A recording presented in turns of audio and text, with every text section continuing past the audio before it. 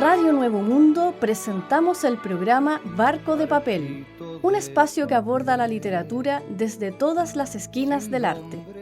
Con ustedes, David Evia y Macarena Castro. Bienvenidas y bienvenidos. Cuando el estanque era el mar. Amigas y amigos de Radio Nuevo Mundo, reciban ustedes un cordial saludo. Damos comienzo aquí a un nuevo capítulo de Barco de Papel. La ruta de hoy nos hará desembarcar en la vida de Alberto Romero y su novela La viuda del conventillo. Recorreremos con una musa los textos de la Gaceta Leucade y pasaremos revista a la actualidad literaria. Me acompaña Macarena Castro. Hola David.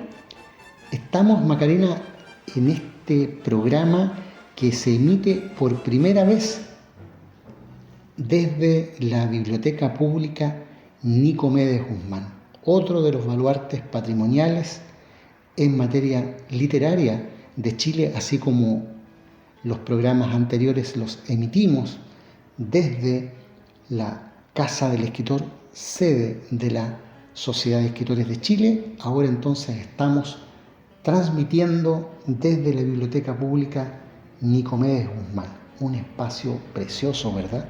Cierto. Alberto Romero fue un escritor, cronista y novelista que nació el 20 de junio de 1896 en Santiago de Chile. Es hijo de Alberto Romero Herrera y Concepción Cordero. Fue hermano de la periodista, pionera de la crítica cinematográfica y periodista de espectáculos María Romero. Su inicio literario comenzó cuando él estudiaba en el Colegio de los Sagrados Corazones de Santiago y cuando cursó el primer año de su escolaridad media, publicó su título Vacaciones aristócratas en la revista escolar.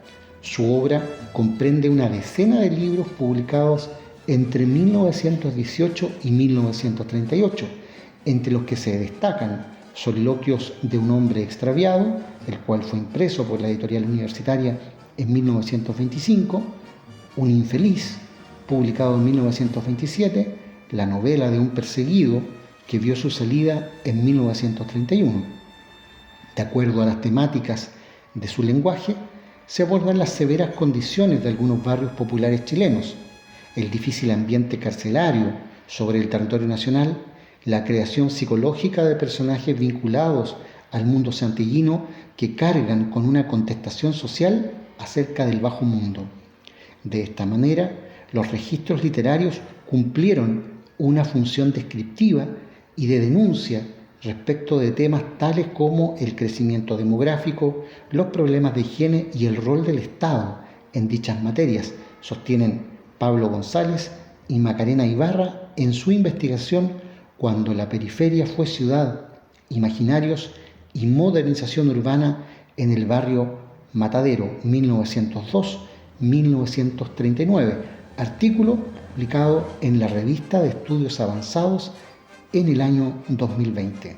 En adición a esto, el autor cuenta con 2 libros de crónicas, denominados Buenos Aires Espiritual y España está un poco mal, 1921 y 1928 respectivamente.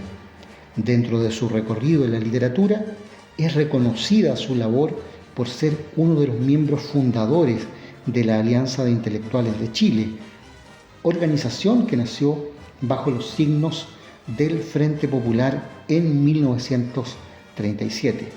También fue parte de los intelectuales que dieron origen a la Sociedad de Escritores de Chile, que presidió por 2 periodos, de 1938 a 1940 y más tarde de 1947 a 1949.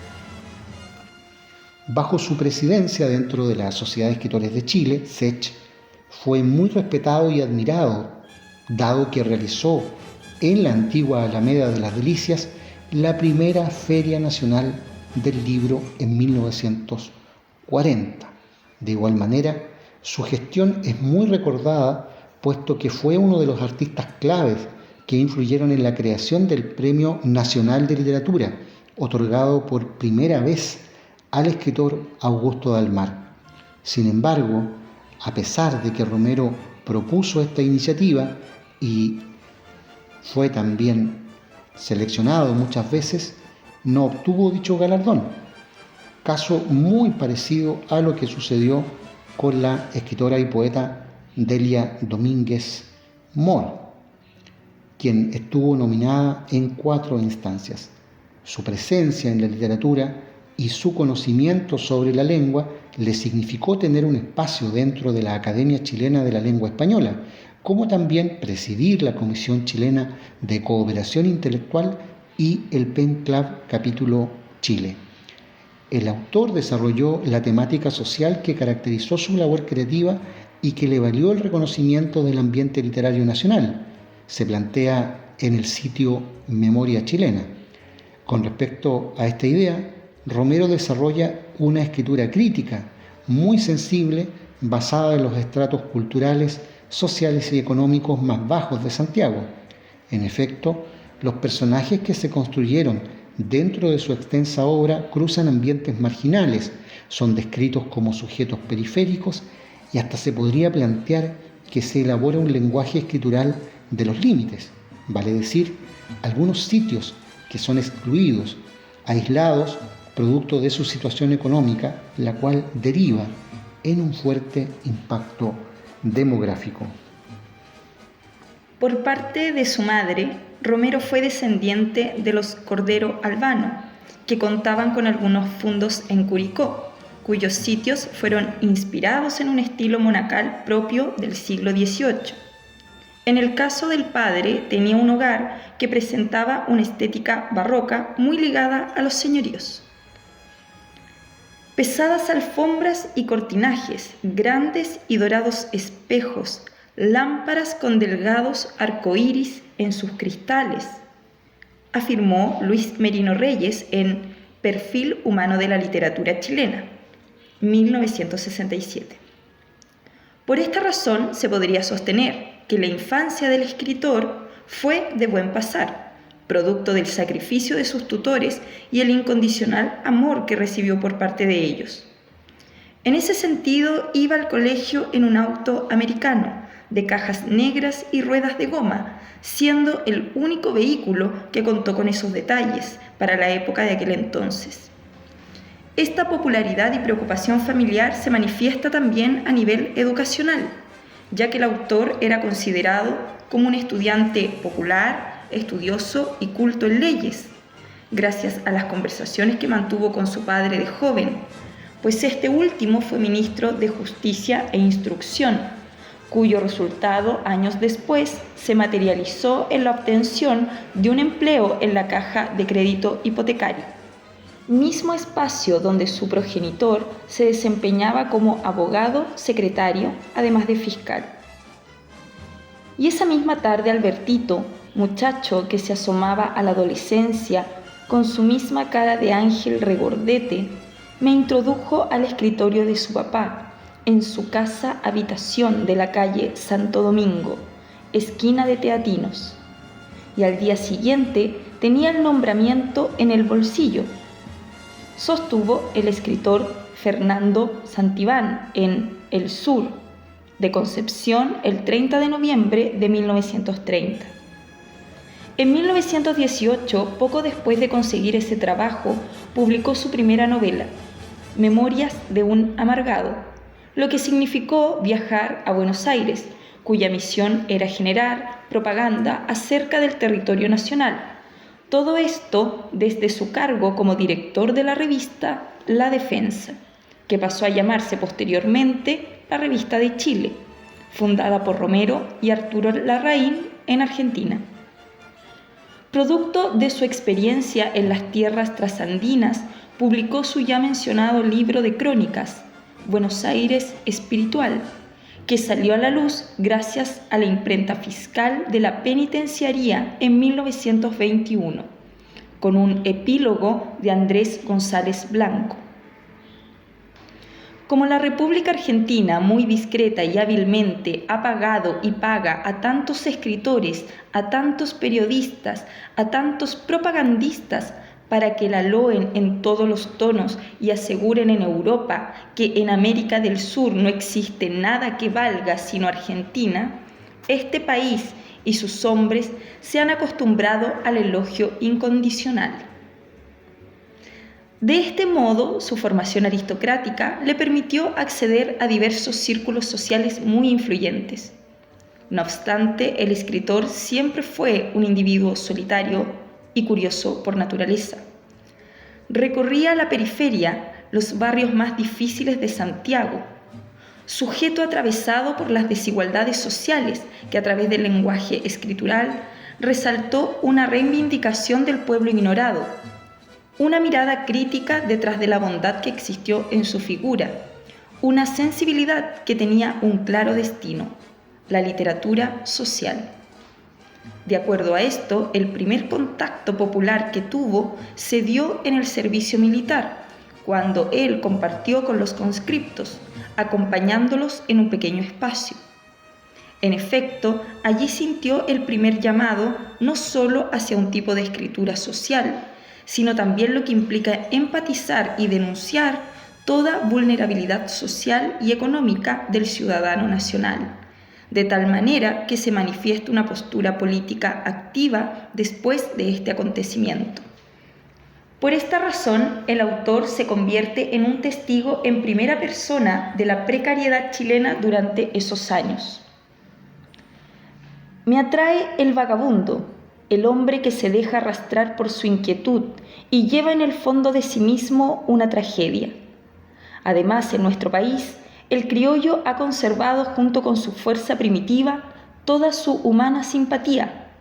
No ha sufrido influencias extrañas, como el tiempo del pueblo argentino, por ejemplo, cuyo carácter, actitudes y sentimientos, hasta el lenguaje mismo, se han modificado fundamentalmente por la mezcla con otras razas. Luego, el hombre de nuestro pueblo es muchísimo más inteligente de lo que parece. Posee una maravillosa facultad de adaptación y puede asimilar con rapidez gran cantidad de conocimientos. Ha sufrido también, tanto. Lo han explotado tantas veces, sostuvo Alberto Romero en El Diario Ilustrado de 1932. De esta forma, su obra está conformada por algunos personajes que son maltratados de varias formas, por ejemplo, desde la explotación laboral, la evidente exclusión que tiene como resultado la marginalidad y la descripción de barrios complejos de Santiago. Vamos a la música en Barco de Papel.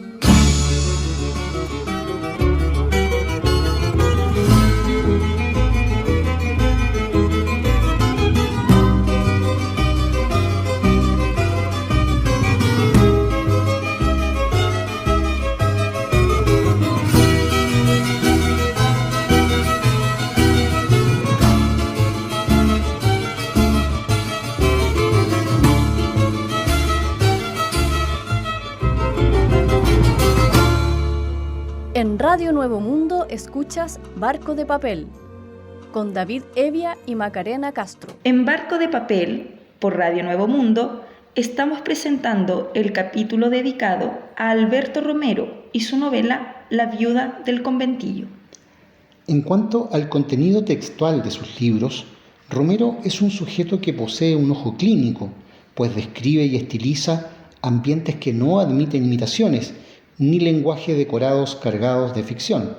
Muy por el contrario, desarrolla un claro sentido social de la realidad, desnuda los espacios en función de todas las experiencias que envuelven a sus protagonistas.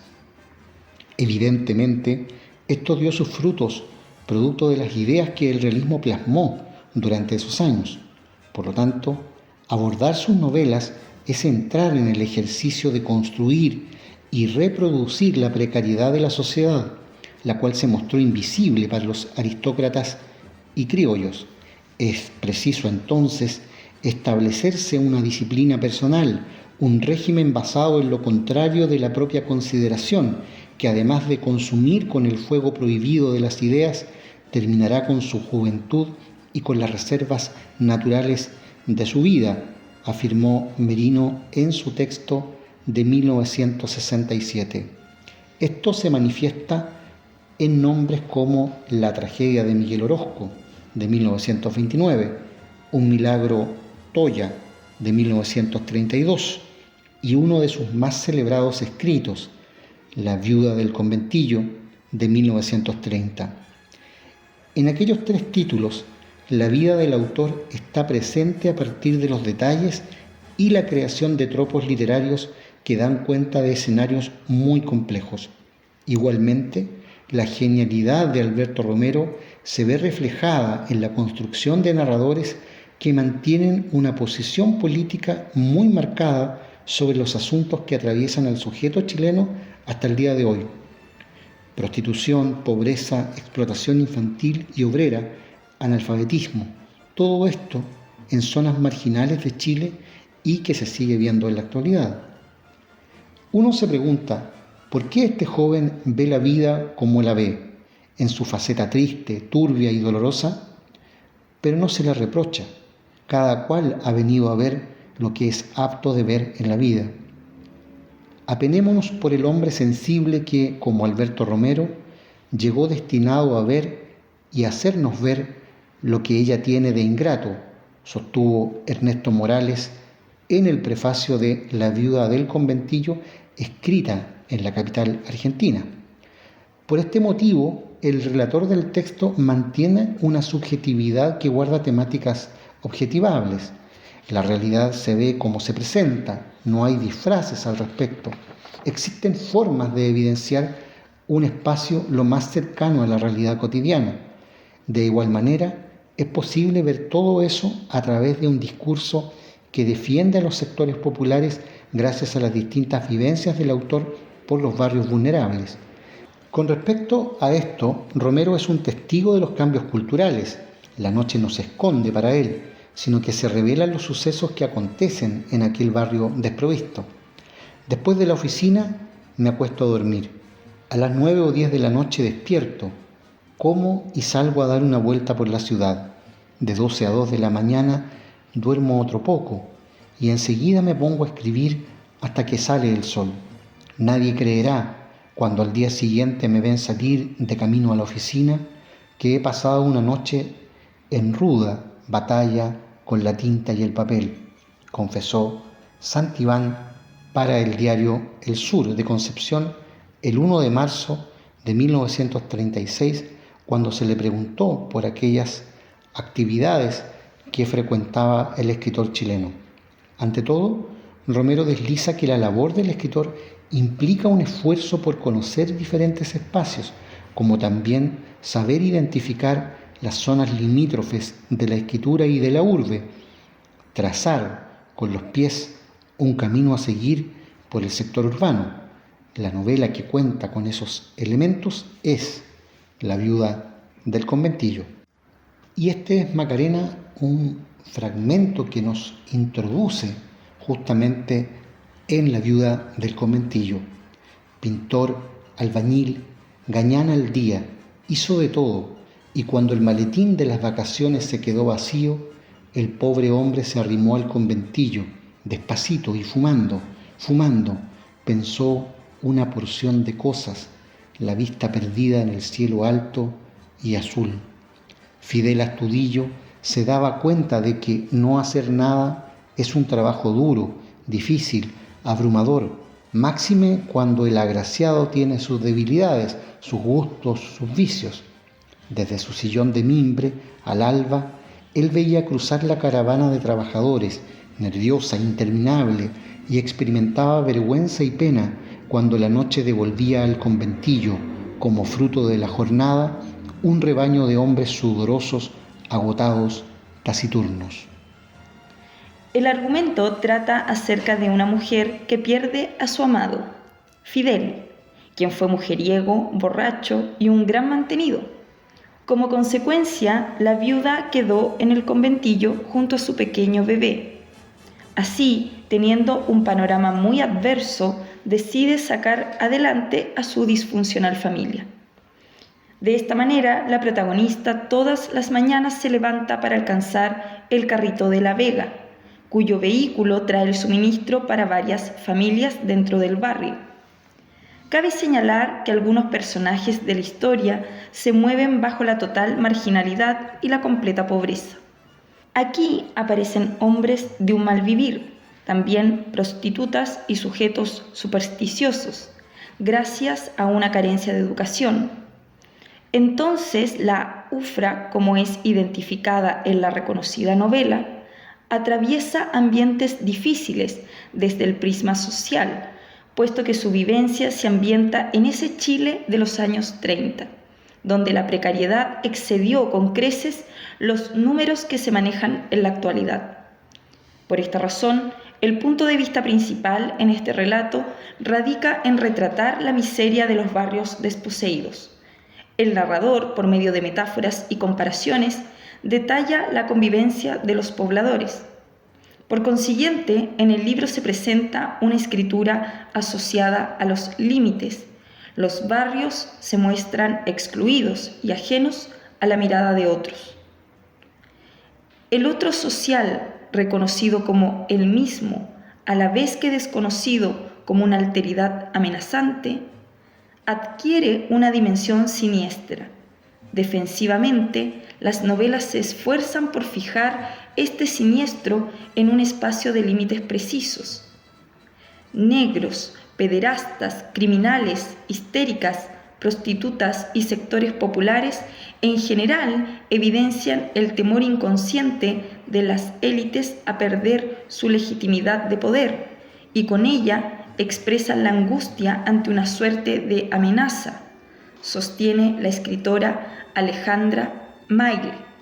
En su investigación, Narrar los pobres, mirada sobre los sectores populares y el margen en la novela naturalista de Brasil y Argentina, que fue publicado en 2002.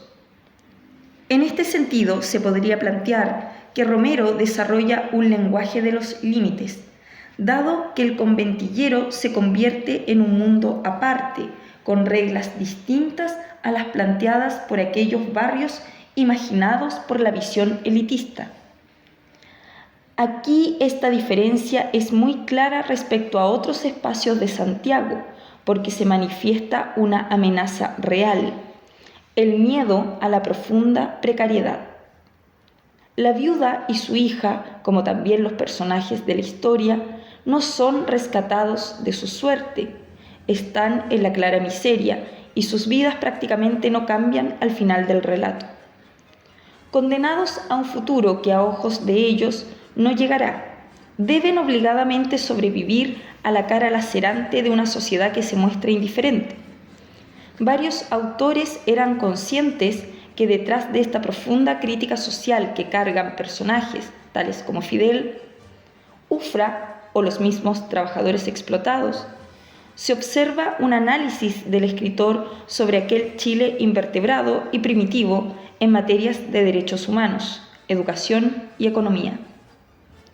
¿Y qué pensarían los ciudadanos de nuestro pueblo, iguales a usted y a mí, amable lector, cuando veían a este caballero de negro, con chambergo y bastón, que los miraba tan acuciosamente?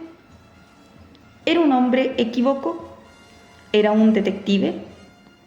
Era solo un escritor, alguien que buscaba la piedra para convertirla en estatua, afirmó Merino Reyes en su texto. De esta forma no existen adornos o decorados para retratar la pobreza, simplemente el sujeto debe recorrer los límites de la desigualdad. Se traza un trayecto cuyo narrador no opone resistencia. El libro reconoce la fortaleza y adaptación del chileno en toda su geografía, a pesar de las circunstancias adversas. Al final de La viuda del conventillo se lee: en la oscuridad ha ido desnudándose y se ha metido en el lecho y ha intentado dormir, pero los coches, tantos coches, y luego la impresión del brazo fugaz. «Mujer, ¿está enferma?», pregunta el viejecito. «No, qué esperanza. Duérmase, es hora de que se duerma», dice ella, y lo arrulla, le canta como a las criaturas indóciles. «Ala rurrupata, que viene la vaca». Y el viejecito se sonríe plácidamente y cierra los ojos. Vivir siempre el mezquino afán de vivir, ya ve. Alberto Romero tuvo una destacada trayectoria literaria, implicándose en la Guerra Civil Española junto a Pablo Neruda. En sus años finales se trasladó al hogar de ancianos israelitas de Santiago, junto a su esposa y compañera de sus últimos días, Zulema. Falleció el 21 de noviembre de 1981 por causas naturales. En la actualidad se le reconoce por obtener el premio Atenea en 1930, organizado anualmente por la revista del mismo nombre. En adición a esto, se le reconoce por escribir La mala estrella de Perucho González, de 1935, en cuyo libro es patente la manifestación de la crítica sociológica en el territorio nacional. La temática social es en Romero el leitmotiv del ejercicio creativo, siendo el eje sobre el cual desarrollará la inmensa mayoría de su obra, sostiene el sitio electrónico Memoria Chilena, que es un espacio estratégico de difusión de literatura patrimonial de la Biblioteca Nacional. Es la vida y obra de Alberto Romero a quien hemos dedicado este capítulo en Barco de Papel. Ya volvemos con Letras en la SECH y, por supuesto, la revisión de los contenidos de la Gaceta de Estética Leucade. Pero primero, la música.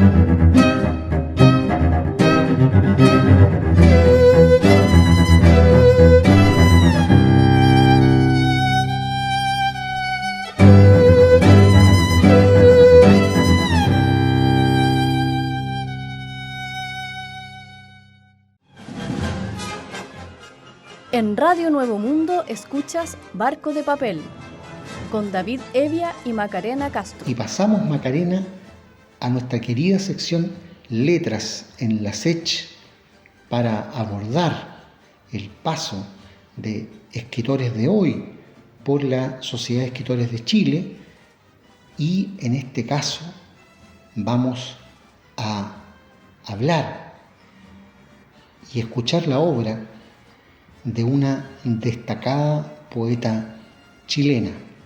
Se trata de Natacha Valdés. Nacida en Santiago de Chile en 1950, la destacada poeta chilena Natacha Valdés estudió pedagogía en castellano en la Pontificia Universidad Católica y más tarde obtuvo el máster en educación en St. John University, Nueva York. Integrante de la Sociedad de Escritores de Chile, SECH, su obra ha sido varias veces galardonada, antologada y traducida. Ha publicado, entre otros libros, Rescate del Olvido, de 1985, Bitácora, de 1999, La historia que nunca quise contar, de 2020, Memoria del Alzheimer, de 2021, y Zoología Amorosa, de 2023. Este último volumen de la autora fue recientemente presentado en la Feria del Libro de Viña del Mar, emplazada en el Parque de la Quinta Vergara. Una escritora chilena muy versátil que, además de la calidad de sus textos, hay que decir, Macarena, que tiene una historia importante en los momentos más difíciles de la dictadura militar en este país. Ella tenía que salir al exilio y hizo lo siguiente: cruzó a pie hacia Argentina. Si Neruda pudo, ¿por qué yo no?, se preguntó una veinteañera Natacha Valdés en ese momento. Qué arrojo, qué valentía. Y consiguió el objetivo, para suerte de nosotros y de la literatura. Vamos a escuchar entonces la voz y la obra de Natacha Valdés. Excelente tarde, auditores de Barco de Papel. Selecto público, fantástico programa. Soy Natacha Valdés y realmente estoy muy honrada por poder compartir con ustedes parte de mi trabajo. Poético dicen, pero es mi trabajo. Yo soy una obrera de la palabra. Viví 30 años fuera de Chile y dije en un momento, cada día recuerdo menos. Cada día recuerdo menos haber vivido allá en el sur, donde poblados de pájaros los bosques aromaban la tarde y los niños crecían junto a perros y sueños.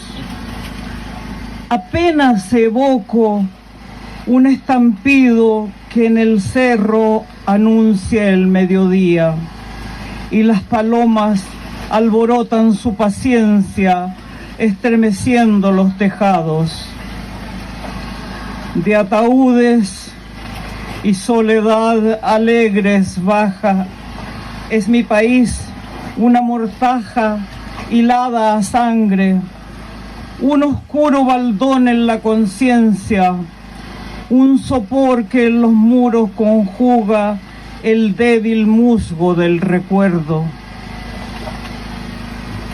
Florecido de lluvias baja el río, al tajamar de pétrea fauna, atormenta a gatos y sirenas y se vuelve de invierno a ser escarcha. Pero yo soy ajena a las voces del bosque.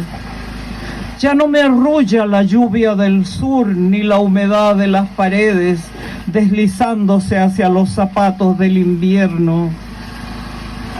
Chile es un fantasma colgado en artesanías de cobre y en postales que de cuando en cuando envían los amigos. No contemplo las ciudades de los cerros. Es Manhattan que me acosa por los ojos del Traiboro y el Berrazano. Cada vez que atravieso los condados, me regreso a los precarios puentes que nunca descruzamos. Hoy busco el punto exacto del norte, atraída mortalmente por el norte, norte trópica, tratando de ignorar el llamado de la tierra, para negar que alguna vez tuve ilusiones, que fui capaz de jugarme por mí y por los otros. Era Natacha Valdés, poeta chilena, en nuestra sección Letras en la SECH. Tengo en mis manos, Macarena, el primer número de la segunda época de la Gaceta de Estética Leucader. Recordamos, como hemos señalado en los programas anteriores, que esta edición estuvo íntegramente dedicada a un tema: el materialismo dialéctico a la luz de la física cuántica y la relatividad, un artículo extenso que ocupaba toda la primera página de esta gaceta, y en la segunda página va en la sección de puño y letra, asociado al tema inicial, un documento muy relevante de el gran físico ruso, que ya había incorporado en su tiempo los elementos fundamentales de la cuántica y de la teoría de Einstein. Nos referimos a Boris Hessen. Boris Hessen, las raíces socioeconómicas de la mecánica de Newton. La primera ley de Newton sobre el movimiento atribuye a la materia la propiedad de conservar el estado en el cual ella se encuentre. Pero como Newton considera solo la forma mecánica del movimiento, su concepto de estado es equivalente al estado de reposo o al traslado mecánico. La materia, sobre la cual no actúan fuerzas externas, puede hallarse en estado de reposo o de movimiento rectilíneo y uniforme. Si un cuerpo material se halla en reposo, solo una fuerza externa puede cambiar este movimiento. Por lo tanto, el movimiento no es un atributo inmanente al cuerpo, sino un modo que la materia puede o no poseer. En este sentido, la materia, según Newton, es inerte en sentido recto de la palabra. Siempre se requiere un sentido externo para ponerla en movimiento o para cambiar o detener este movimiento. Más aún, como quiera que Newton acepta la existencia de un espacio absoluto e inmóvil, el reposo resulta posible de manera similar como reposo absoluto, y de esta manera es posible, desde el punto de vista físico, la existencia de una materia absolutamente inmóvil y no meramente inmóvil en un determinado sistema de referencia. Claro está que tal concepto modal del movimiento debe conducir a la introducción del motor externo, y este es precisamente, según Newton, el papel que desempeña Dios. Es muy importante señalar que Newton no solo no está, en principio, en contra de adscribir a la materia determinados atributos, sino, en contraposición con Descartes, reconoce la densidad y la inercia como propiedades innatas de la materia. De esta manera, privando al movimiento de su carácter de atributo de la materia y reconociéndolo solo como un modo, Newton despoja a la materia de una propiedad que le es inseparable, sin la cual la estructura y el origen del mundo no pueden ser explicados por medio de causas naturales. Si comparamos el criterio de Newton con el de Descartes, de inmediato se hace evidente la diferencia entre sus teorías. Descartes, como también Newton, introduce a Dios, pero este es necesario únicamente para demostrar que la cantidad de movimiento en el universo es constante. No solo no admite el impulso externo de Dios sobre la materia, sino que, por lo contrario, considera que la constancia es una de las propiedades fundamentales de la divinidad. De allí que en sus creaciones no podamos suponer constancia alguna, ya que de suponerla admitimos la inconstancia del propio Dios. De esta manera, la razón por la cual Descartes introduce a Dios es diferente a la que tenía Newton, aunque la divinidad también resulta necesaria en su concepción, pues Descartes no tiene un criterio totalmente consecuente acerca del automovimiento de la materia. En esta época, cuando Descartes y Newton crearon sus concepciones acerca de la materia y el movimiento, aunque algo más tarde que ellos, años 90 del siglo XVII, encontramos en John Toland una concepción materialista mucho más consecuente sobre la correlación entre la materia y el movimiento. Al criticar las opiniones de Spinoza, Descartes y Newton, Toland dirige su ataque principal contra la concepción del carácter modal del movimiento. El movimiento, afirma en su cuarta carta a Cirene, es la propiedad más esencial de la materia, tan inseparable de ella como la gravedad, la impenetrabilidad y la extensión. Debe formar parte de su definición. Solo esta concepción, afirma Toland con toda razón, ofrece una explicación racional de la ley de la conservación de la cantidad de movimiento, pues ella resuelve todas las dificultades en torno a la existencia de una fuerza motriz. En el materialismo dialéctico de Marx, Engels y Lenin, la doctrina sobre el movimiento de la materia alcanzó su pleno desarrollo. Todo el transcurso de la física contemporánea muestra la justeza de esta doctrina. En la física contemporánea triunfa el criterio de que materia y movimiento son inseparables. La física contemporánea rechaza el reposo absoluto. El materialismo dialéctico considera el espacio como una forma de existencia de la materia. El espacio y el tiempo son condiciones básicas de la existencia de todo ser, y por ello el espacio es inseparable de la materia. Toda materia existe en un espacio, pero el espacio solo existe en la materia. El espacio vacío, separado de la materia, es una mera abstracción lógica o matemática, fruto de la actividad de nuestro pensamiento, a la que no corresponde cosa real alguna.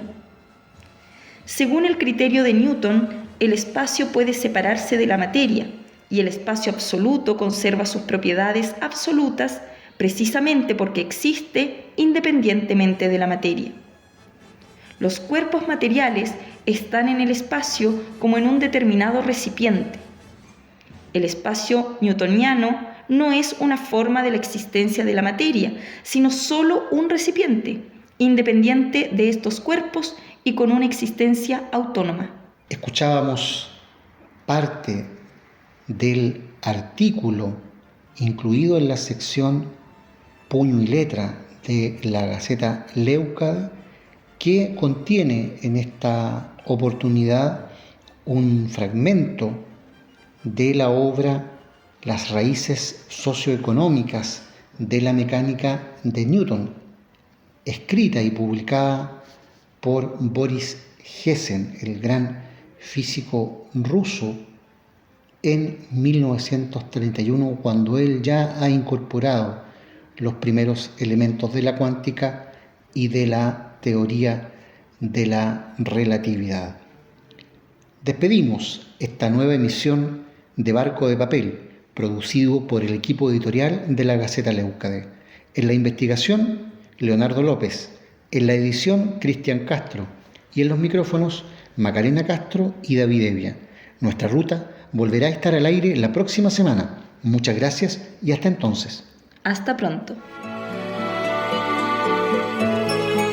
En Radio Nuevo Mundo finaliza el programa Barco de Papel, un espacio que aborda la literatura desde todas las esquinas del arte. Nos encontramos en una nueva edición. Hasta pronto. Cuando el canal era un río